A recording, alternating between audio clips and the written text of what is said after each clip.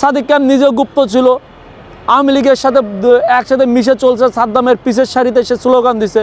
তাহলে ছাত্রলীগের যে কালচার, যেই তাদের ন্যারেটিভ, সেই ন্যারেটিভগুলো এবং যে কালচার, সেটা আমরা দেখছি যে নিজেরা হামলা করে প্রতিদ্বন্দ্বীকে হামলাকারী বলা, আমরা সেটাই দেখছি।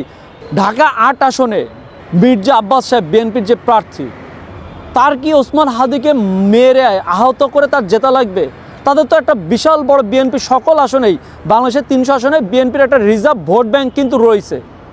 এখানটা আমরা তরুণরা নতুন রাজনীতি করতে, হয়তো বা আমরা প্রতিদ্বন্দ্বী করবো, কোনো জায়গায় জিততেও পারবো, আবার কোথাও হারবো, কিন্তু একটা স্ট্রং আমরা একটা দাঁড়াচ্ছি। জনগণকে আমরা বলছি যে আমরা রাজনীতি করতে চাই, দেশ সংস্কারে এই ২৪-এর আন্দোলনের পরে আমরা অনেকে চাচ্ছি। আমার মনে হয় না হাদি ভাই এত হেভিওয়েট নেতা হয়ে গেছে যে তাকে সরাইতে হবে। সে ২০ বছর ১০ বছর ধরে রাজনীতি করতেছে, এমন তো না যে তাকে সরানোর জন্য তার উপর এইভাবে নেককার হামলা করবে। আমার এটা মনে হয় না। তাহলে চিন্তা করতে হবে যে সবচেয়ে বেশি এই ৮ আসনে সবচেয়ে বেশি লাভবান কে হবে?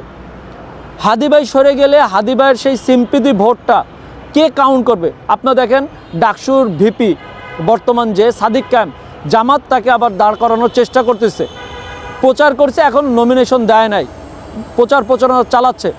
তাহলে হাদি ভাই সরে গেলে তাকে এই হত্যা করলে তারা যেভাবে ট্যাগিং করছে বিএনপিকে না, তাহলে জনগণ, যেটা বুর্জুয়া ভোট আছে জনগণের, সেই জনগণ যখন সিম্পিতি পাবে যে বিএনপি ভোট পাওয়ার জন্য অমুককে হত্যা, বিপ্লবীকে হত্যা করতে চাইছে, তাহলে সেই জায়গা থেকে বিএনপি থেকে মুখ ঘুরে কাকে ভোট দিবে?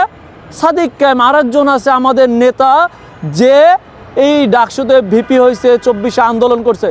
এই সিম্পিতি ভোটগুলো যাতে সাদিক ক্যাম্পের দিকে যায়, হাদির ভোট, জামাতের অল্প কিছু ভোট এবং এই বুর্জুয়া ভোটারদের সিম্পিতি ভোট পাওয়ার জন্য আমার মনে হয় যে গুপ্ত অবস্থায় হামলা করেছে। কারণ গুপ্ত রাজনীতি কারা করে বাংলাদেশে আপনারা সবাই জানেন। সাদিক ক্যাম্প নিজেও গুপ্ত ছিল, আওয়ামী লীগের সাথে একসাথে মিশে চলছে, সাদ্দামের পিছের সারিতে সে স্লোগান দিছে। তাহলে ছাত্রলীগের যে কালচার, যেই তাদের ন্যারেটিভ, সেই ন্যারেটিভগুলো এবং যে কালচার, সেটা আমরা দেখছি যে নিজেরা হামলা করে প্রতিদ্বন্দ্বীকে হামলাকারী বলা, আমরা সেটাই দেখছি।